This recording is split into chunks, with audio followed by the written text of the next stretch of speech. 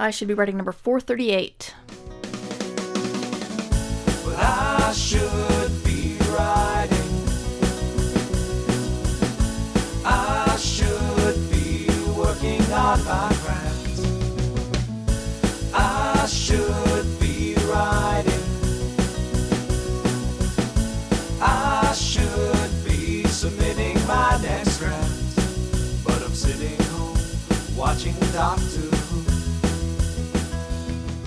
Hi there. Welcome to I Should Be Writing, the podcast for wannabe fiction writers. I'm your host, Mer Lafferty.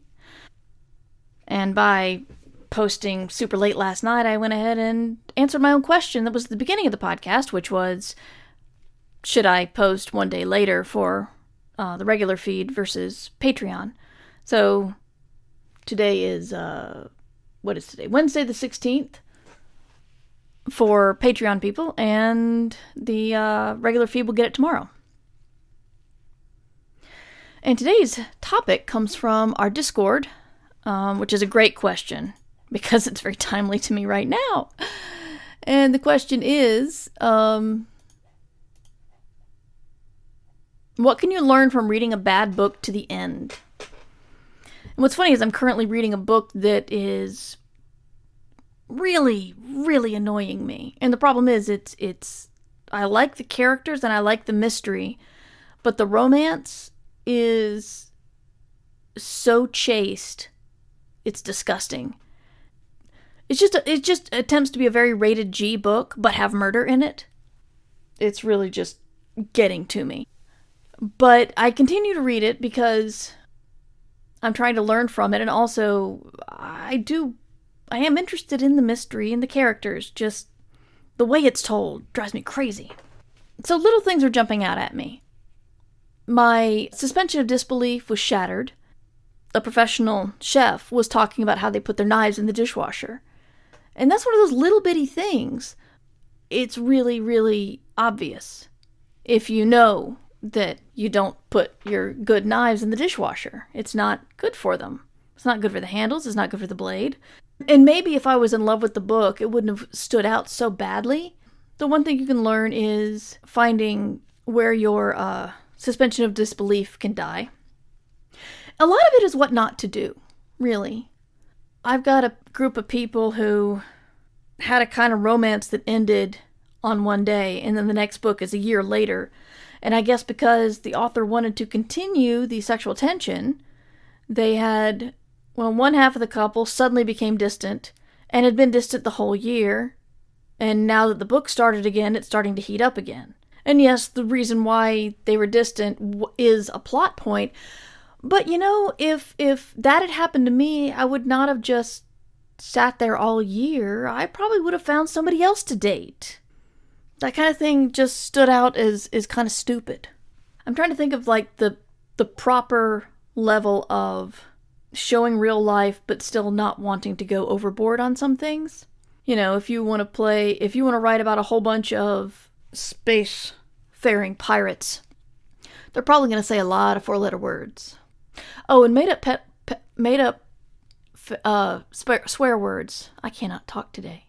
Made-up swear words are a pet peeve of mine. To me, they don't imply that the language has evolved and now here's what everybody else is doing when they're swearing. It basically says, we want them to look tough, but we still can't say the F word on the television.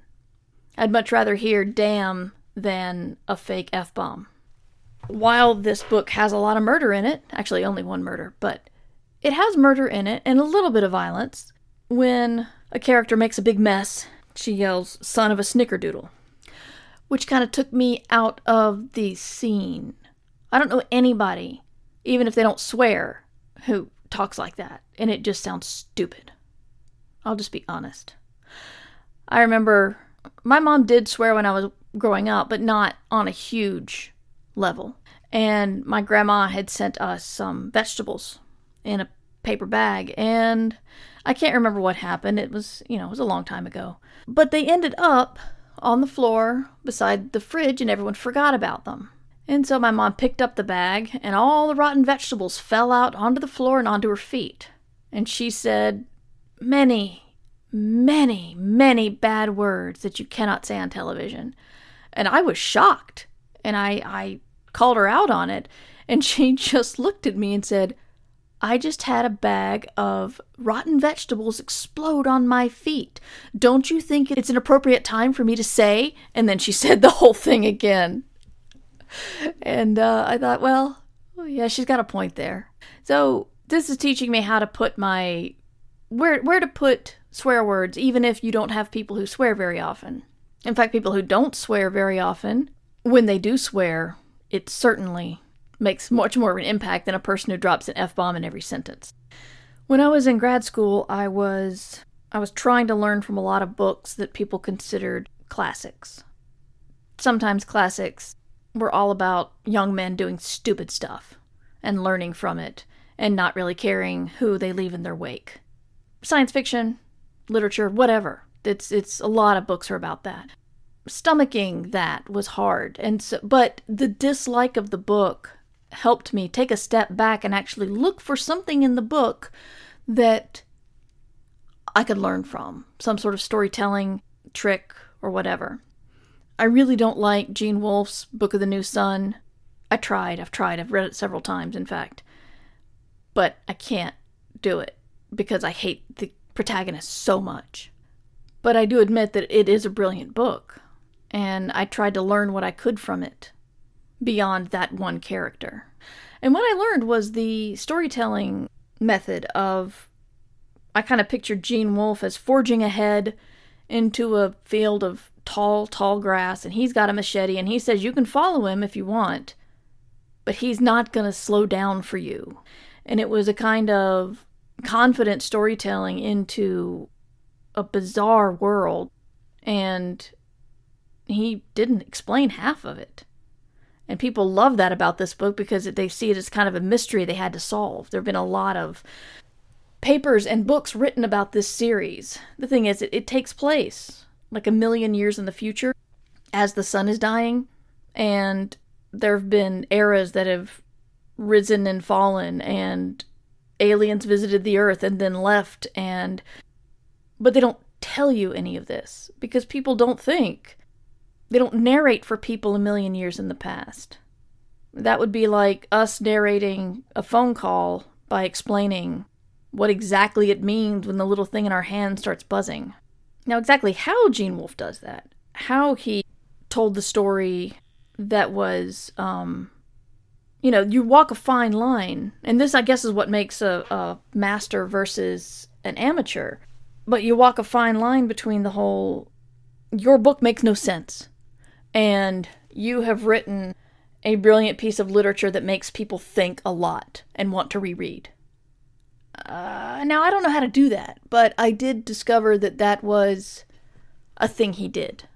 And I know I've gone a little bit beyond the question, because the question was, what do you learn from reading a bad book? If you're reading like a workshop buddy's book, here's something interesting. If the things that stand out to you the most will probably be the stuff that you do and you don't recognize in your own work. When I read people's stuff, the stuff that jumps out to me is word repetition and weak description, because it's something I struggle with. And, it's good because it makes my critique, it cushions my critique a little bit, because I can say, I know this is hard because I do it all the time. So what you can learn is, it's possible you'll see your own flaws magnified in other people's writing.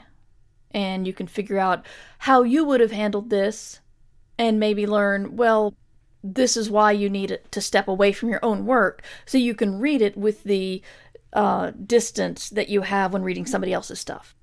And that stuff will actually jump out at you. All of that said, I'm also a little bit lazy and believe that, and I'm very aware that life is finite. The time on this earth is finite, and if I'm not enjoying a book, I put it down. Like I said, the book I'm reading now is making me angry, but I'm still interested in part of it, so I keep reading. In grad school, I had to read the books. But usually if I pick up a book and I don't like it, I'll put it back down. There are other things to read. So learn what you can, or put it down and pick up something else that you may enjoy. That's my thinking. So that's it for me today. Thank you for listening. If you're still keeping up with the pacemaker NaNoWriMo workout, it is the 16th, and the target quota for today is 8:34. The blog is at murverse.com. To reach me, you can do mightymur@gmail.com, and Twitter, I'm at mightymur. And I think we need to work on gearing up for NaNoWriMo, and their new site design did get launched, so it's all shiny and stuff. You should check it out, nanowrimo.org. I am, surprisingly enough, Mighty Mur on NaNoWriMo. I haven't checked out their friend system. The last design, it was very, very difficult to add somebody to your friends list. There were several steps that was ridiculous. So I'm hoping that they've fixed that, and now I can't get it to load at all, so I can't tell you. However, we're going to hope that it gets better. But you can friend me on there. And, oh, there it is, finally. Oh, yes, they've made it a lot easier. Excellent. Okay, so we will check that out, and until then, you should be writing.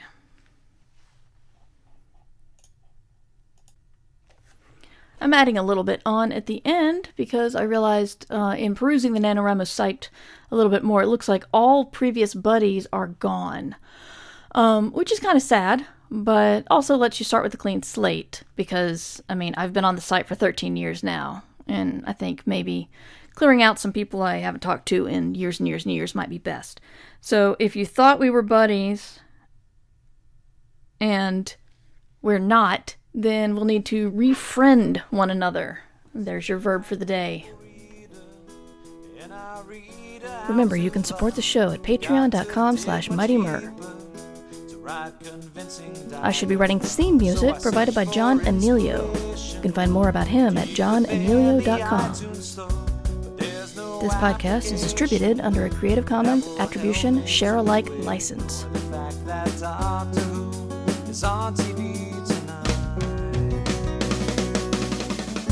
But I should be writing. I should be working on my craft.